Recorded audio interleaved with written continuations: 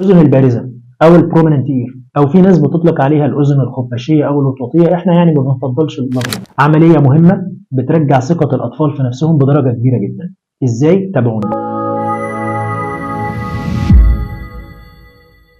انا دكتور احمد الادور، استشاري جراحات التجميل. مفهوم الاذن البارزه هي عمليه من ضمن التباينات الخلقيه اللي ربنا ميز بيها بعض الاطفال، بيبقى عندهم الاذن بتبقى بارزه شويه عن الراس. المفروض ان في مسافه وقياسات طبيه، المسافه ما بين صوان الاذن والراس في الاطفال دول بيبقى الاذن بعيده عن الراس، فبيدي شكل جمالي مش كويس. وفي نفس الوقت بيبقى عندنا غضاريف الاذن فيها تضخم في بعض الحالات، لكن اغلب الحالات بيبقى عندنا حاجه اسمها الانتي هيليكال فولد، اللي هو الصوان الاذن الداخلي عند الناس كلها، ده مش بيبقى ديفيشنت عند الاطفال دول، مش بيبقى متكون. طب الحل في الموضوع ده ايه؟ ان احنا بنحتاج ان احنا نعمل عمليه جراحيه. العمليات الجراحيه غالبا بنجريها عند سن من 5 ل 6 سنوات. ليه؟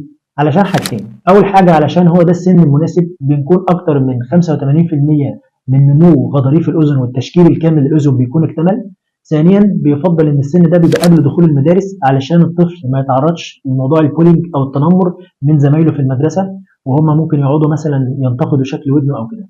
العمليه بسيطه جدا، بتتعمل بمخدر كلي، وفي بعض الحالات كتير جدا بنعملها بمخدر موضعي. بنفتح فتحه خلف الاذن، الفتحات دي مش الجرح ده مش بيبقى باين انه بيبقى خلف الاذن، بتستغرق في كل اذن حوالي ساعه، يعني التوتال عمليه ساعتين. بنلبس حوالي مشد او كرسي لمده 10 ايام، وبعد كده بنشيله وبنلبس هيد باند او بندانه زي اللي بيلبسوها لعيبه التنس، بنفضل لابسينها لمده شهر ونص. اهم حاجه ان احنا نتجنب ان احنا نتخبط في الاذن في الفتره دي علشان خاطر العمليه تعدي بتمام. عمليه تجميل الاذن البارزه من العمليات المفيده جدا جدا، واللي بتفرق في حياه الطفل كتير جدا.